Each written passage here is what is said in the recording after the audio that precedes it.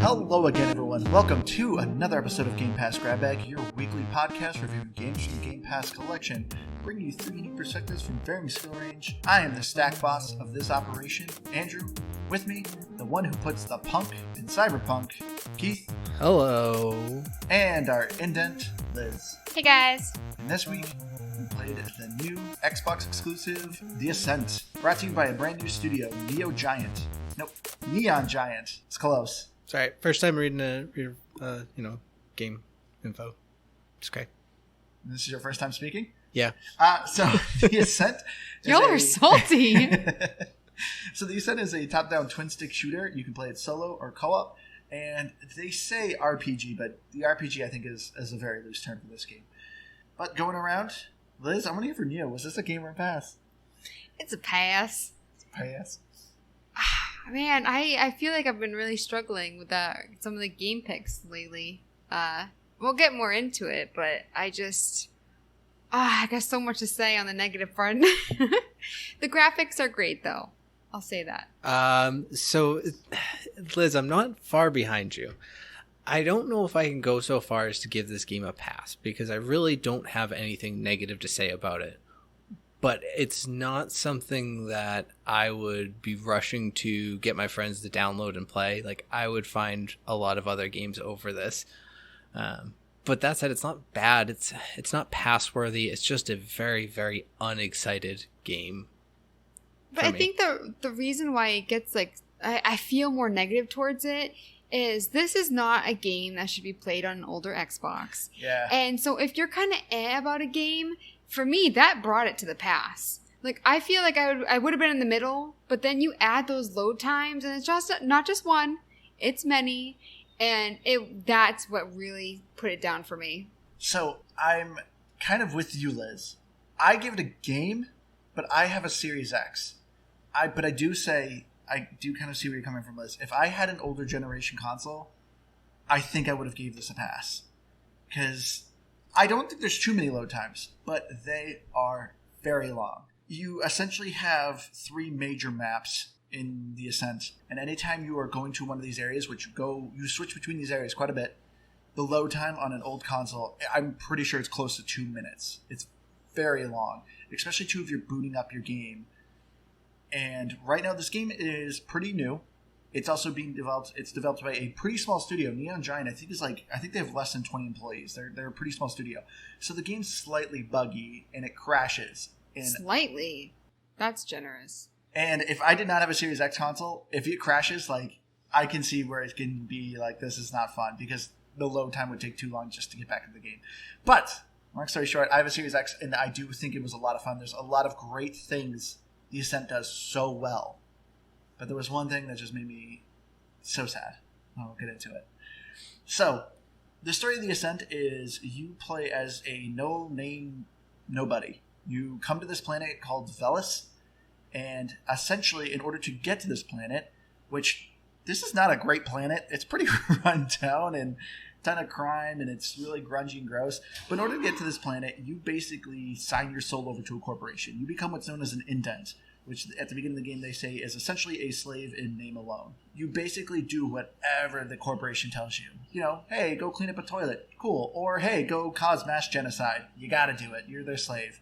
So, how bad is the universe that people want to come to this planet and essentially just do whatever they're told? I mean, it sort of seemed like they described it as a place that was, supposed to be this, getaway location, and then it's just devolved into this grunge and grime. That was sort of how I took it. I also think this game would have been way better if there was some decision making. That is my biggest complaint. Yeah, so there was one point where they're telling you to kill this guy, and it's as you're building your character, I kind of want to be able to make those decisions. Yes, this is my biggest complaint. So when I saw they said RPG in this game, the only thing that's RPG in this game is your character levels up and you get a few skill points to kind of spread out. That is it. There is no actual role-playing. You do not play a character. You are a voiceless, nameless character. You have no choice. You are literally just like this dumb, blink, doofus person. Literally, someone comes up to you, they're like, hey, we own your contract now. Now go over there and kill people. And you just, okay, and then you're going doing a thing, and then, oh, nope, you got to do this now. You're now owned to this company. You don't argue. You don't refute it. You don't make any choices. You just okay and just go and do it. And it irritated me so badly. I loved this world. I thought this world was built so well. I wanted choice though. I wanted a character. I wanted to feel like I am shaping this world. I am doing it for the better. I could care less what I was doing. I don't know. I know I don't normally give a crap about any story, so I guess there we go. There it is. I don't care about the story. I didn't watch most of any of it. But at the same time, I think I would have been more interested in it if I had some say in how things were going. Yeah, I think I absolutely would have been more invested. But instead, it just was like, yeah, okay, here's a cutscene. And most of the characters I found very annoying, honestly. Like, this game is rated M, but honestly, I feel like they just went out of their way to just, like, drop in, like, extra curse words and, like, just reasons to make it M through the dialogue. Yeah. That was unnecessary. And it got really tiresome to the point where I was like, okay, I get it. They're effing this and effing that. And I was like, I don't even have a problem with language. It doesn't bother me in a game, a story, movie, whatever it may be, unless it just feels disingenuous. And that's what it felt like, and it really annoyed me. It's the same with, like, the sexual comments, right? Yeah. Because there was a couple that I was just like, did they really just say that? I think it came from Poon. Yeah. And I was just like... Well, I mean, yeah, his name alone really... is... yeah. And that was my point. Like, the gameplay didn't seem serious. And Andrew, I think we were talking about it, and you disagree, but it felt like it was trying to be tongue-in-cheek the whole time, but it just wouldn't quite get there. Like, if Borderlands was doing a lot of this, I'd find it funny because they built that universe and they built a reason why the humor could be that way. They set a bar low. This game doesn't seem, or the Ascent doesn't seem to want to do that. It's like, we're super serious, but here's a bunch of sex jokes and F-bombs. Like, cool. I would have rather see the M play go into, like, bodies exploding better and, like, I don't know, more graphically. I think the bodies exploded pretty good. Decently. But yes. But I would have rather seen it in other ways. Away with a T to cut the language. Yeah, honestly. And it could have been just as well told. That said, I didn't care for it. I mean, this was no more of an RPG than, what was the shark bitey game we played? Maneater. Maneater was a shark PG. Shark bitey game. Yeah, that was the name of it. But Maneater was a shark PG. There was no RPG elements to it. You just leveled up your character. So, like, it was no more of an RPG than that was. I always hate when games kind of say RPG, but it's like, it's role-playing game. You're not playing a role. You're just getting skill points. Like, that's... I know, like, people try to tie in role-playing as, like, that's what makes a role-playing game is you leveling up. It's like, no, what makes a role-playing game is you playing a role. I am a character. I'm making decisions. I'm crafting this character in this world. So it always just kind of irritates me. But, so, kind of going a little bit more in the story, I guess, to explain to people, I think it was a good setup. So you are an indent, and you are an indent to the company, the Ascent, or the Ascent Corps. And this isn't really spoiler because this is the beginning of the game. You basically do one mission, you get back to base, and you find out the Ascent Corporation went bankrupt. And so now you're kind of like in this character that's in limbo because, you're contracted to the Ascent, but they're bankrupt. They no longer, like, exist. So the way the universe works is other companies basically come in and essentially place a flag into parts of the company to claim territory. And so that's what you're trying to do, is kind of claim territory. And I thought, like, this whole premise and idea and lore of the story, really cool. I was like, this world is fantastically built. I love exploring it. I love the codex. It's really impressive. It goes through the different alien races and gives you kind of a bit about the biology, what people do for gadgets, what people do for fun, what are these environments, like, what's important about them. It is a really impressive codex. There's a lot of cool lore in this world. I just wanted to be a part of it. I did not feel like I was a part of it because I was just dumb, voiceless character. Well, see, that's a good point. Like, how much more fun would it have been if you could have, like, chosen which faction you wanted to side with, yes, like, try to exactly, push different areas, like, take over areas. Like, I never even thought of that because I wasn't paying attention to the story, but as you were explaining, I was like, that would have been a way more interesting dynamic to the gameplay. I would have been way more excited. Yes. So I understand this game, like I said, this is made by a less than a 20-person studio, so, like, they're very limited with the resources. I really hope Microsoft specifically buys the studio and gives them more support because, so I beat the game and there is an opening for sequels or DLC. And if they can make a sequel where it's just more focused on a role playing element, I think I would. This would actually probably be close to being my game of the year. Yeah, I felt like watching the trailer. I thought you were supposed to really be like rebelling, kind of. I mean, you kind of are. But you don't get that feeling when you're playing it, don't. Is what I mean. So for me, that's why I didn't have an interest in the story, because I just felt like they downplayed it all. Yeah. And because your character doesn't, like you said, you don't really speak, you don't really make decisions. So for me, it just like, I thought that the story was kind of useless at that point. I kind of lost interest really early on.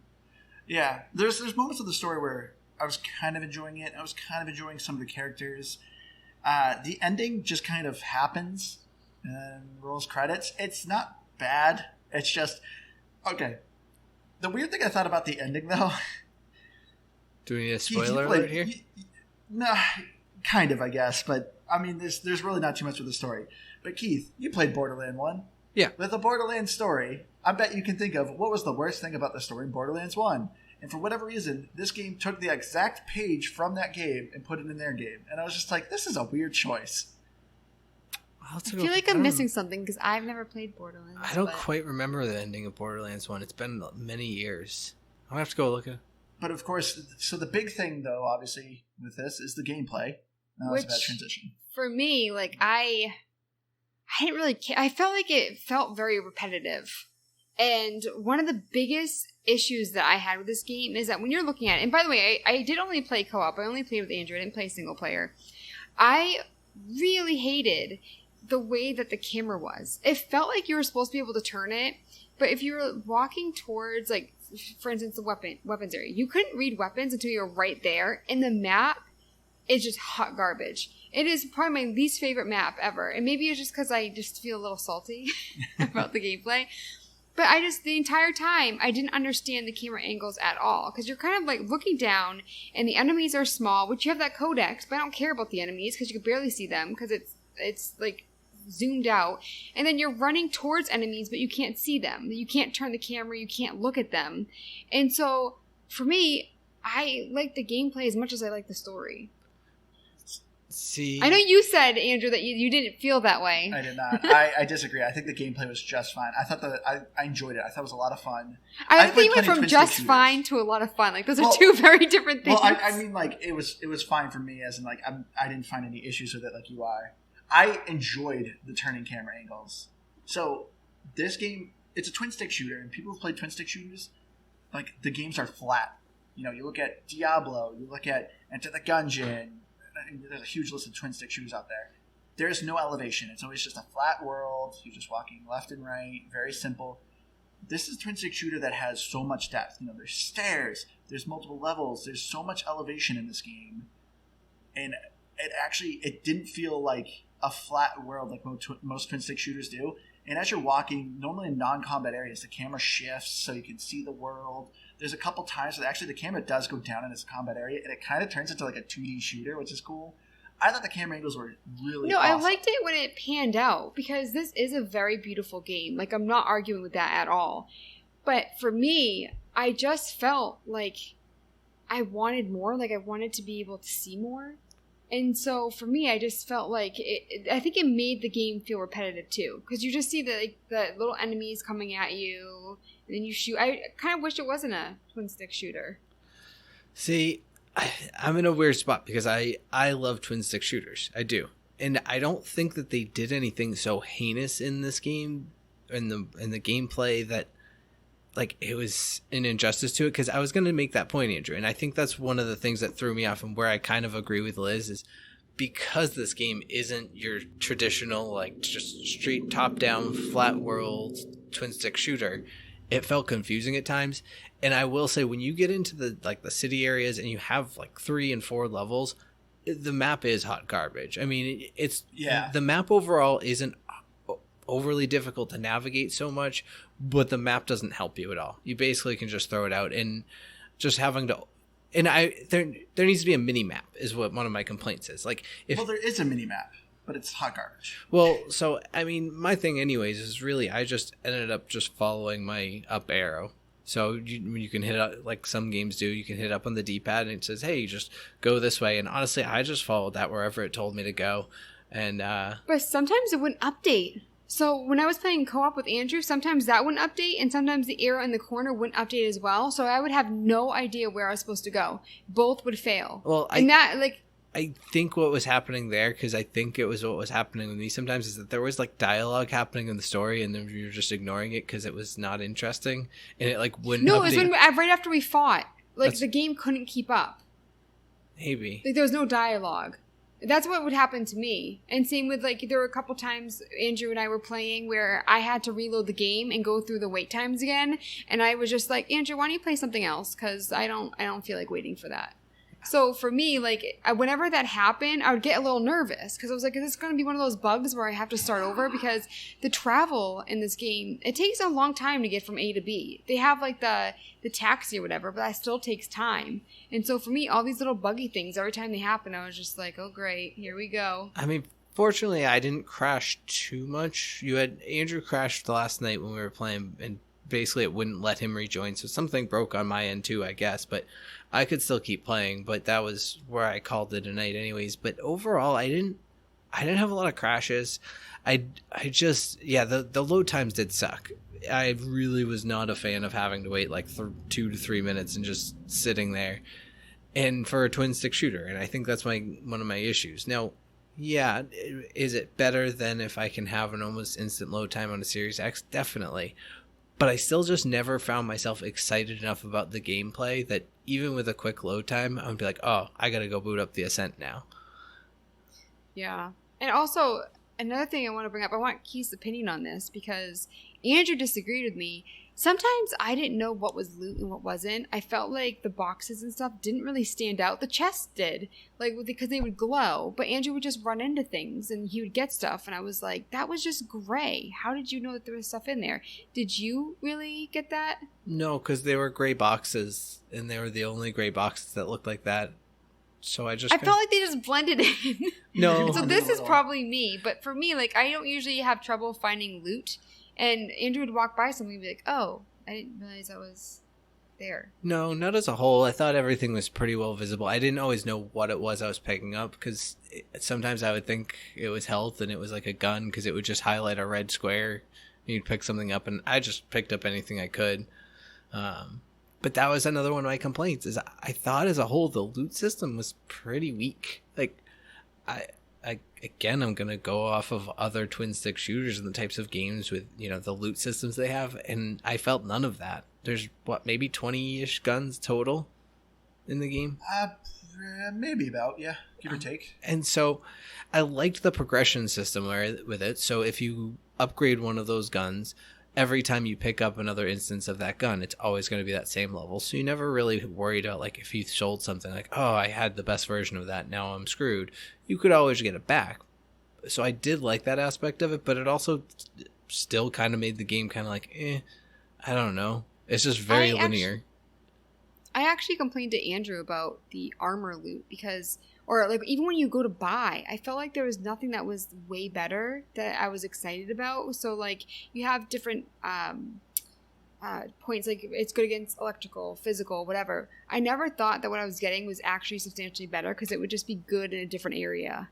And so, for me, I didn't get excited about that either. And then, at the beginning, you get money. And I asked Andrew what I should focus on buying. Like, should I focus on buying a better weapon? He's like, honestly, you're going to find better out there than what they're offering. So for me, like, even shopping, I mean, even that kind of let me down. I like to shop. Yeah, don't take shopping from me. So to explain kind of the loot, this game does not have a random number generator for loot. There is only one Dread. There's only one Harbinger. There's only one PDW. Like, as Keith was saying, like, there's a chance when you kill an enemy that they will drop the gun that they are holding. But yeah, there's only about 20 unique guns, and any one you pick up, it is always the same stats until you upgrade it, and then across the entire world, anytime you find that gun, it's the upgraded version of it. Which I like. I first liked, but near the end, it was kind of getting tiresome. So I'm playing with Keith, and, our characters end up looking the same. It's because, we're getting the same weapons. Like, there's, once again, this is another thing of them kind of removing a role-playing element of it. I'm not, jumping into Keith's game. Whoa, your character looks cool. I can't believe you picked up this legendary gear or whatever. No, it's the same gear. So you're going to end up just kind of looking the same as everyone else. And it just kind of lost more of the fun element to it. Overall, I don't mind it. Good amount of games do it like this way, where it's not like a random number generator kind of gun. But I don't know. In the Ascent, I feel like I would have enjoyed so much more if they added more of a looter shooter kind of element to it. Yeah, and I think especially because as a twin stick shooter, it plays well. That's one thing that I do think I enjoyed about it, was that the combat felt smooth. You always have that little laser pointer, which I think just adds a nice element to the style of gameplay, so you have an idea of where you're aiming. But I liked the aspect of, if you were fighting the little ground guys, the ferals that came running at you, you could actually duck down and you do more headshots on them. Or if you're fighting a tall character, you would aim up, you could do left down on the trigger, and your character kind of aims up and shoots. So like, you had to strategize your headshots a little, which I thought was a cool design to the gameplay. Yeah. I always forgot to do that. Yeah, and that's what I was saying. Like, the game actually has like nice depth to it. Like, there's actually cover. You can actually crouch behind, a car or something and take cover, press left trigger, and actually like stand up above the cover and shoot. I never did this. I was just running around and blasted people with a rocket launcher. No, it's a twin stick shooter. I'm not stopping at any moment. But you have the option. Yeah. I actually, because we played Atomic Crops pretty recently, and going from that to this, I struggled aiming with this game way more, and I couldn't figure Atomic Crops has a auto aim feature, which I think is on by default. So does this. This on default is medium. You can actually increase the sensitivity of how strong the auto aim is. Which I eventually did. Yeah. But I don't know. I don't think it was anything like on the game's part, but it was just funny to me that I went from, a twin stick shooter to this one, and I struggled so much more with this, with aiming, and I don't know why. It was Struggle City. I know, because when you first played Atomic Crops, you just kept clicking the right stick. And irritating you. Yeah, I know. The other thing that was kind of unfortunate with the combat, so this is another, once again, complaint about them kind of removing the role-playing. You can create multiple characters. Like, it gives you like 20 character slots, like a ton of different characters. But I saw literally no reason to create other characters. You get a ton of skill points. There's 10 different things you can put skill points in. You can do things to improve your grenades, improve your abilities, improve your evasion, improve your health. Typical stuff.'t since things don't like randomly drop, it's not like, oh, cool, I want to start a character and kind of make him more of a mage and focus more on abilities, because you only find abilities on the ground. And since things don't randomly drop, there's only certain areas in the game where you're finding these abilities and collecting these abilities. And I didn't think it was till like later in the game where I thought the combat was getting so much more fun. I was having more fun, unique weapons. I was getting more unique gadgets, more unique abilities. It took way too long to get these fun abilities. Right at the beginning, you're just basic machine gun, basic pistol, basic grenade. It wasn't that fun. And it wasn't until about like the 6-hour mark, which is way too long for it to be like, okay, this is cool. This is a cool gadget. I like this gun. And it's just unfortunate. I wanted to be able to build a mage when I played like Liz, and I wanted to do more on abilities, but you really don't need to put much in your mana, because a lot of the abilities either have too long of a cooldown, you end up regenerating the mana in time, or they just don't cost a lot of mana. Yeah, or you find it on the ground. Like, it's very forgiving with the amount of loot that drops in terms of health and all that. And then as you level up, health is feast or famine. There's sometimes you find a ton of health and some you have none. That's true. And then there's sometimes you just take all of the health no matter what. But that's another conversation. More than you. I think it's weird though that there are areas of the game where all of a sudden the enemies go way up in strength. Yeah. And so if you just cross a line, you're dead with one hit. And so for me, it's really weird that they don't kind of designate these areas. Like, I didn't realize that I was going too far, because you have to look around for loot. Yeah, and then you realize the enemies have skulls and they shoot you one hit and kill you one hit, and that's it. Yeah, bad things happen then. So the great thing I should say about the Ascent is that it is co-op, and it's up to 4 players. You can even do couch co-op, so if you have someone at home with you, this is also a really fun game to do it with. What did you guys think of the co-op? Did you guys prefer it single player, or did you like co-op? I preferred it. I had more fun playing with you and with our friend Dave, who's also been on this podcast. But I had more fun, playing with you guys, and I don't know, just kind of you spread out, look for loot. I don't know, someone's yelling about being down. That's usually not named me. So that, because that never happens. I'm always picking you guys up. But it's definitely a lot more fun than when I was just like sit down to play it and just run around. Honestly, there's really no there's no penalties for dying. It sets you back a little bit from where you were probably, but all in all, I would just run. Oh, okay, I died, and at least the reload time on a death was pretty much instant. So like I didn't have a problem with that. I think playing single player would have been way too boring because like just running around, and I feel like I would have been lonely. But I said earlier, it's just way too buggy for multiplayer right now for me to enjoy it. Having to restart the game. Andrew had to wait for the load times because my Xbox is worse than his, and I would host the game.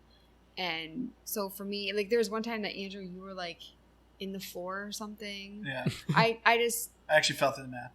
Yeah, and this is a newer game, right? Yeah, it came out. Yeah, so I feel like this happens all the time where it just came out and it's super buggy. But if you're gonna do co-op, I would definitely wait because it's just like it's not good. Well, Liz, maybe you could just pull up a YouTube video and watch that while you play next time, and you feel like you're playing with them. I like playing with Andrew too because he was further ahead, so he'd be like, "I'm gonna go run into this area and get you some like sweet gear."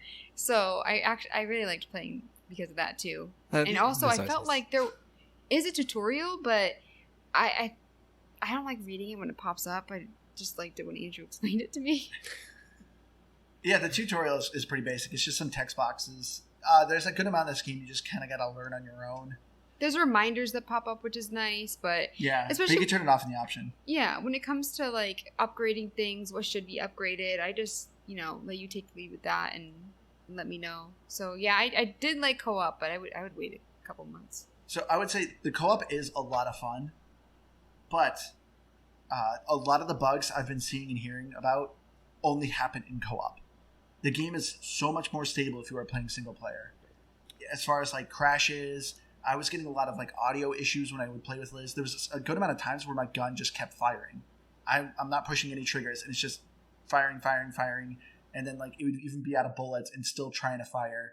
But once I switched my guns, it would kind of break the loop. But yeah, there'd be times where we'd be walking, and I just have this gun firing audio going off just repeatedly. But this was all just co-op, so the co-op is a little unstable. I didn't think it was unstable enough that it would ruin it for me. But like I said, I have a Series X, so if anything was too bad, I could just quit, load back in, no big deal. If I had an old console, yeah, it would be really awful. Oh, hearing you talk about like your gun going off, I absolutely loved that you didn't have to worry about ammo. You just reloaded and you just had all the bullets you needed. Yep. I thought that was fantastic. Yeah, and it auto reloaded for you. You just had to stop pulling the trigger, which I had to keep reminding you. Yeah, I like to reload on my own because I would always be like, why isn't it reloading? It's because I was still holding it. So I had to reload myself in order to not mess up. It's alright. At least you reloaded. Eventually, yeah. But I know we're kind of iffy about a lot of things, but the things that I think the Ascent just absolutely, not just nails, I think they blow it out of the water. Graphics. Is graphics and sound. I want to go with both of these. Okay. Because the Neon Giant made such a beautiful game. This is why I can understand why the load times are so long. It is crazy, I think, how gorgeous this game is. Especially, too, like, it's a top-down shooter. Like, normally you don't see a lot of close-up things. And so, like, normally when a game does a top-down shooter, like, they kind of skimp on the graphics. Because it's like, hey, the camera's far away. You're not going to get that close. No, this studio really did a fantastic job creating such depth to this world. The character designs are cool. I love the aliens. The guns are pretty basic. The armor's kind of cool, but okay. I just love this world. The wet pavement. And also, like you said earlier, when, you're going up or down one of the elevators and it just pans out and you see more of the city. And I love looking at this game. It is gorgeous. I feel like that's my favorite thing about this game. I have no disagreement with any of that sentiment. It's by and large the best thing about it, and I think it's even cool. Not even just like it looks cool. I just think it's a nice idea the way that they move the camera, because sometimes it actually shifts during gameplay into these weird angles that you're not expecting, and so I think that that's kind of a cool aspect to how they design the game. And yeah, to Andrew's point, I think that is one of the reasons it takes so long to load on these longer consoles. But it is one of the reasons that it definitely took away from me, that I'm like, man, my console's like 3 years old. It's not old by any means. And man, it just chugs along. Like, one of the things I think also why it takes so long, and this kind of goes a little bit into gameplay too, I think they really could have reduced some of the load times if they reduced the number of NPCs. I feel like most games we play, we're like, oh man, this is a big open world and it's lifeless, it's empty. They put so many NPCs in this game. Yeah. It's insane. But it also makes sense. I mean, it's a bustling city. Yeah, and like, I like it, but it's also like, they probably could have reduced the load times by maybe reducing some of these NPCs. They got a little bit annoying during the gameplay because, like, you're just shooting enemies, and the only way you know it's an enemy, in the top right, you have a mini map. It's more of a motion sensor. You basically see gray dots, which are neutral people, red dots, enemies, orange dots if they're enemies, but they haven't discovered you yet. And so, like, there's, like 20 people on the screen, and only 3 of them are enemies, and you just blasted the crowd. You just killed numerous civilians. But your character doesn't care. You don't get punished. Like, there's no consequence for it, which also is another thing that sucks about this game. Like, I'm literally shooting up an airport, and nobody cares. Nothing I remember matters. when we were playing that scene, you're like, I feel really weird about this. Yeah. Yeah, it just goes back to the lack of any real RPG nature to it. If it had a real RPG nature to it, some of that would matter. And even the dialogue pops up and it's like, hey, don't do that. This is going to go against you, but we'll clear your record. Don't worry. And there's no consequence. So at one point, when you and I were playing, I was just running along behind you and I was just killing everything, civilians and all. You got sick of trying to find who the enemies are, so you're like, I'll just clear the crowd. It's like, whatever. My gun had 100 clip. And it's like, I'll just clear anything that moves and it'll be easier to figure it out. But did you guys? Oh, go ahead. Well, one thing I was going to say is, did you see the video I had sent Andrew? Is someone actually took this game and they managed to put it into a first-person view.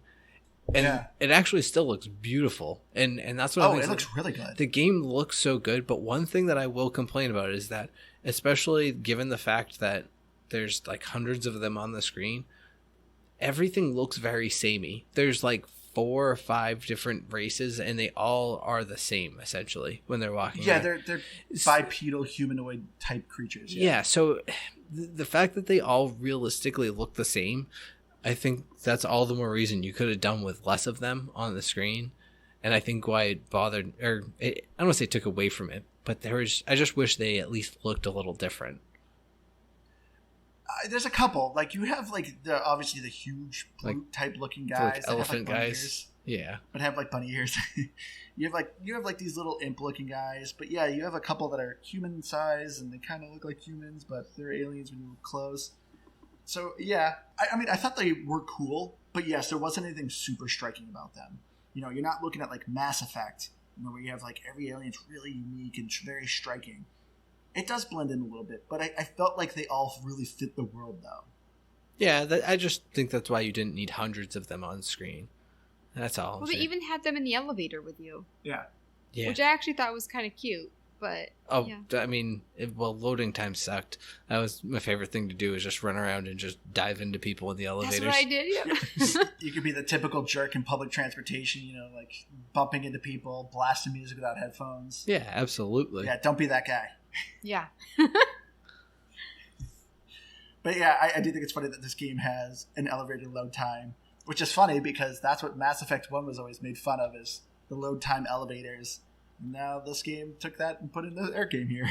I think a lot of games do it, but they do it in a way that's much shorter and less noticeable. But yeah, when you sit there for 2 minutes, you're like, this just seems like too much. Just give me a load screen, honestly. I'd rather see some sort of progress. Yeah. Or the tip screen. Yeah, something. I think this game could have afforded actually some like little like loading screen tips. Oh yeah. Especially too, since all the tutorial is just text box. Yeah, throw them in the load screen. Yeah, instead of an elevator. I wanted to ask you guys, did you guys like the voice acting? Mainly, I want to know your opinion about Poon. Oh, he was annoying, I thought. Overall, I just ignored a lot of the dialogue, though. I thought the voice acting was good. Noghead, he's kind of your hacker sidekick. I like him because he's a little cheeky, but I think the voice acting's really solid. I agree. And I think the sound effects are great when you're, a bunch of gunfires going off, the sounds of the robots. But the music, I love the music. They nailed the cyberpunk feel with the music as well. I remember liking it, but for the life of me, I can't remember it at all. It's on Spotify. It's a really good soundtrack. Yeah, it's just super I don't synthy. think I've ever went back and listened to music from a game. I have. Ori is still great. But yeah, I thought it was great. I don't know that it was always super well timed as far as like sometimes the battle music coming on and off. But outside of that, I think it all was very fitting for what it was. And yeah, I thought it was really, really good. I don't think it was nearly as good as the graphics as far as what makes this game what it is. But yeah, I thought the music was really good. Sound effects were okay. I mean, there was quite the rumble effect on some of your effects. Oh my word! That's another thing about gameplay, but I think that was a bug. No, whatever reason, Keith hates rumble. He said it a couple times in podcasts, but Keith, I'm pretty sure, has his settings on his controller at maximum. I don't know how. It is comical because I am on a party chat with him, and I can hear his controller vibrating like mad. It legitimately sounds like an angry duck. And eventually I got an ability where I summoned a mech, and every time I walked, I just hear his controller quacking through the microphone. So you never tried to help Keith fix his controller? No, I told him. I was like, just go to settings and lower your settings. And Keith's like, I'll do it sometime. But you never do. Yeah, if one of these days I'll remember. But yeah, this game, I don't know why though. We weren't even on the same screen. I don't understand why my controller had to vibrate for you walking around in a mech. It made no sense. It's so funny though. I loved hearing it from the mic of your controller just getting angrily at you. But yeah, this game, I don't know if you noticed, Keith, this is one of the few games that actually has like the controller rumble, like the trigger rumble. The only other game I can ever think of that uses the actual like trigger rumble is Forza. And like it rumbles like when there's too much tension on a tire. But in this game, it actually rumbles, with footsteps or with gunfire, and it's really cool. I think they did a really awesome job with it. I don't know if I actually noticed that. That's kind of cool though. Oh, I wanted to ask you guys as well, because I don't play mobile games. Somebody, when I was looking up like the Metacritic and everything, they compared it to a mobile game. Like Keith did for a bit. Do you guys agree with that? To a certain degree, and I think largely because of the loot system, and really just like the basic linear upgrade path that you take. Like if it had more depth on it, again, like we talked about with like an RPG level, no, absolutely not. It's a mobile game, but that was what kind of gave me the vibe of that. I can see where people are coming from, because I've seen the ads, and when I read that, I was like, it does kind of look like some of the mobile game ads that I see online. But I don't think it's a negative though. I think if anything, it says this is going to be a fantastic game when they add touch controls to xCloud and you can play it on your phone, and you can just play anywhere. I think this will be a fantastic game for that. Well, I mean, I think that kind of just goes to prove that it can basically be a mobile game. And then it would actually load really super fast because I'd be loading it on a Series X server. Yeah. But I don't think... Well, I can't say fully mobile game because now that I think about it too, because you shoot the triggers. Yeah. And if you're using a phone, you don't have triggers, and I feel like it would actually be a little awkward. Because most twin-stick shooters, you shoot when you aim with the right stick. That is true. This game doesn't do that. You only shoot when you pull the trigger. That is true. So that's why it can't really be a full mobile game. Yeah, I don't know. Like you said, I think it's just, for me, it's more just the overall kind of basicness of it. Like, it looks gorgeous, but it's basic. But real quick, speaking of xCloud, Keith, did you see the news that was announced today at Gamescom? No, I didn't. The Xbox Cloud for consoles is coming holiday 2021. They finally announced it, and they showed how it works. You literally pick a game, and there's an option that says play with the cloud next to it. You push it, boom, you play the game right away. Oh, okay. So you can finally play Microsoft Flight Simulator in any Series X game holiday 2021 on the cloud on your console. That's incredible. And so, I mean, even like a game like this, like I just play it the same way I'm playing it right now, essentially. Just yeah, it'll probably load faster. It's crazy. Well, stream it. Yeah, exactly. Like I pull it off the cloud. That's awesome. Yeah, no, I've loved having it on my phone. I'm absolutely looking at getting myself a Backbone. So, if someone can get us a sponsorship and wants to get us a free one, or me a free one, I'll take it. I'm not saying I won't. But yeah, I need to get me one of those because I actually really have enjoyed xCloud gaming. You're not afraid of charity. No, Now everyone knows when we're recording. I'm not afraid to take free things. But getting into the final segment too, of course, the achievements of the Ascent, and the achievements overall are very okay. They're not super fun. A lot of them are given to you through the story, which the time to beat is you're looking at about 16 hours. If you just do story, you can maybe pop it off in like 11 hours. But yeah, you're probably looking at an average of about 16 hours. I feel like there's a lot of side missions. I think if you complete it, I feel like it would be longer. But there is. What do I know? You honestly don't do the side missions. I actually ignore the majority of the side missions because the side missions just aren't that interesting. Did you get the one for dying 100 times? Because I feel like you never die. No, and that is the most annoying achievement in the game. There's an That's achievement a to big die number. 100 times. Yeah, and it's like, that's not fun. Like, that's just really annoying. And I only think it's worth like 10 gamer score or something like that. It's not worth a lot. Yeah, you almost just have to find an area that you're just over leveled and just keep running into it until you get the achievement. And it's like, it's just not fun. But as far as the other ones, though, there's some pretty good ones. You know, killing a robot with an energy gun, very simple. There's a couple that are kind of easy to miss, but you can just go back to them. Like one of them is to take snooze, which is a drug. And there's literally one guy in Stim Town who just says, hey, you want snooze? And you say yes, boom, there's your 10 gamer score. But I also think it's weird. You're going to get an achievement for doing drugs? Yeah, that is weird. Well, then there is also use the toilet and then wash your hands. Yeah. So, and it's called hygiene, yeah. Well, I will say this. The drug one's called you snooze, you lose. So I guess they're saying drugs are bad, but it's weird to be getting an achievement for doing drugs. Drugs are bad. Now go do drugs and we'll give you a reward. It's kind of weird. I wonder if this game is going to make people who don't wash their hands be like, you know what, maybe I should. Yeah. Oh, I haven't stopped washing my hands since. Basic hygiene. 5 times a day, at least. And that's just on top of, bathroom breaks and everything. And you also picked up heroin because of it? Mm-hmm. Meth, actually, Andrew, but, Andrew, you got 755 when you finished the game. Yeah, I said I did 20 hours, but granted, I kept going back and playing with you guys, so I wasn't just slumming it. Yeah. And also, too, I don't think I did not feel like I played 20 hours of this game. I feel like it must have read my time when I had like the game on standby or something like that. I feel like I sat in load screens for 20 hours. I was just going to say the same thing. So, to go back with load times, I wanted to ask you guys. So we've complained about it before. So in a game like Outer Worlds, it did a quick-ish load time, but it loaded a bunch of times. Like every time you entered a building or exited a building. And you were like, oh, that annoyed you.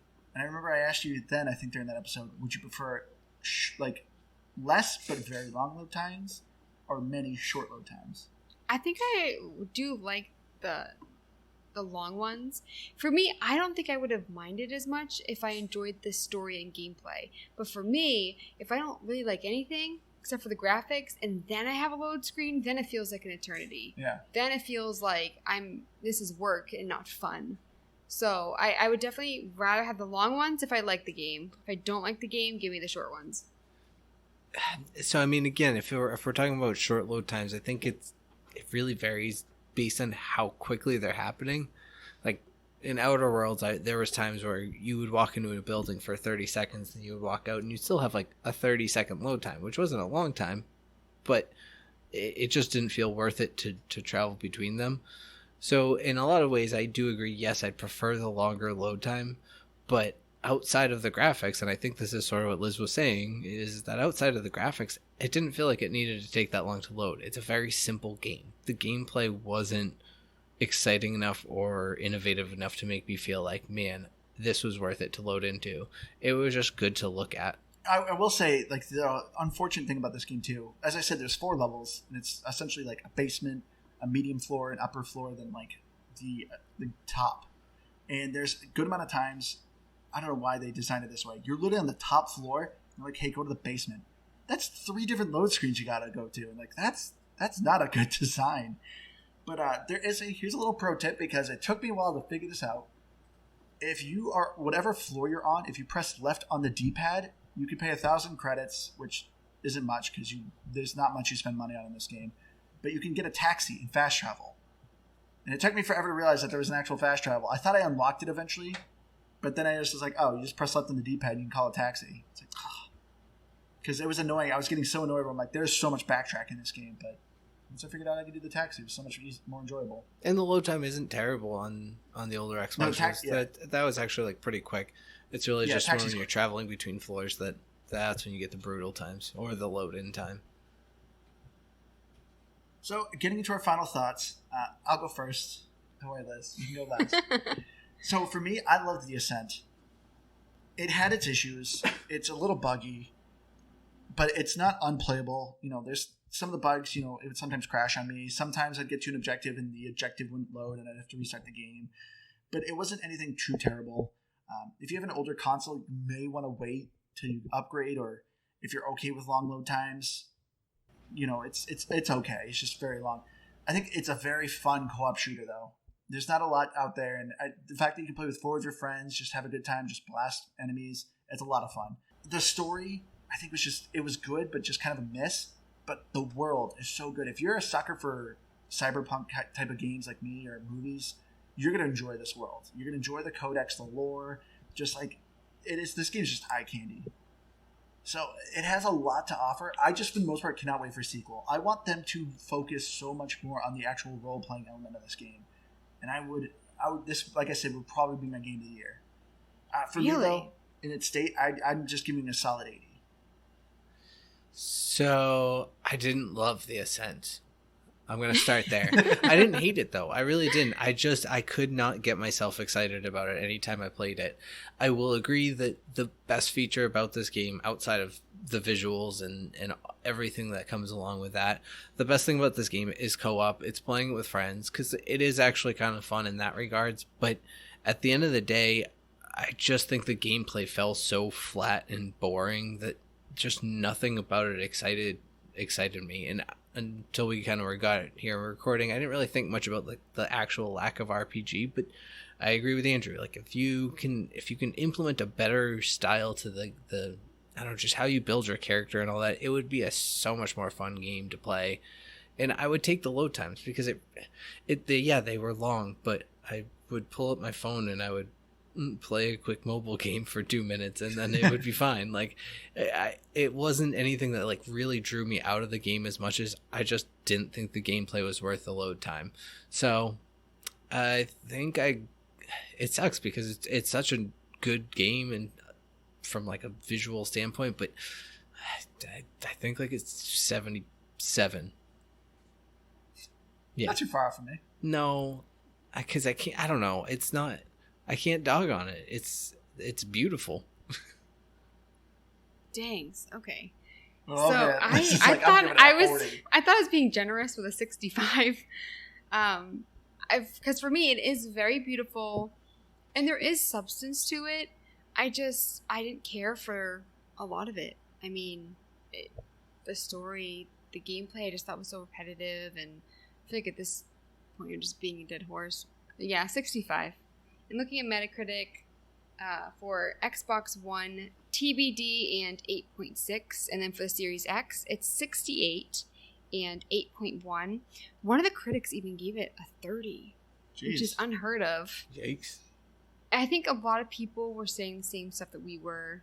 They didn't like the map. They thought it was buggy. I think buggy was the number one issue. I also felt like the scores were 10 and 0. Like, I think people love this game, or they hate it.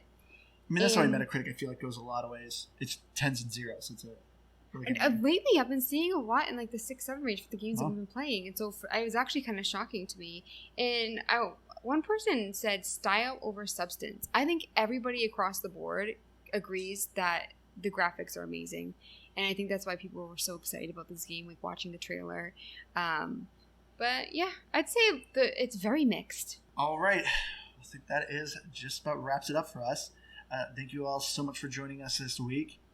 If you have a game suggestion, please, we would love to hear it. You can email us at gamepassgrabbag@gmail.com. Please follow us on Twitter at GBGBpod, or Facebook, Game Pass Grab Bag. I've been your hardcore gamer host, Andrew. You can find me on Xbox Live, Firebird0952. Crap. I don't think I have anything fun to say. You said our email address really fast. GamePassGrabBag@gmail.com. Email us. And oh, I'm Keith. Liz Noob. That's my name. Sorry. Sorry, Liz. I cut you off. I forgot my name. Oh, it's all good. And I'm Liz Noob, gamertag coming on Dean, and I'm on Twitter at Liz Noob. Noob is EW. Man, I thought for sure, Keith, you were going to say the thing you've been saying all week. What's that?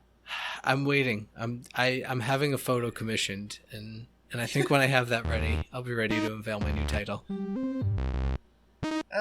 Some fans had Keezy a little too much. Don't spoil the surprise. Thank you all so now much I for know. joining us. We hope to see you again next week. Bye, guys.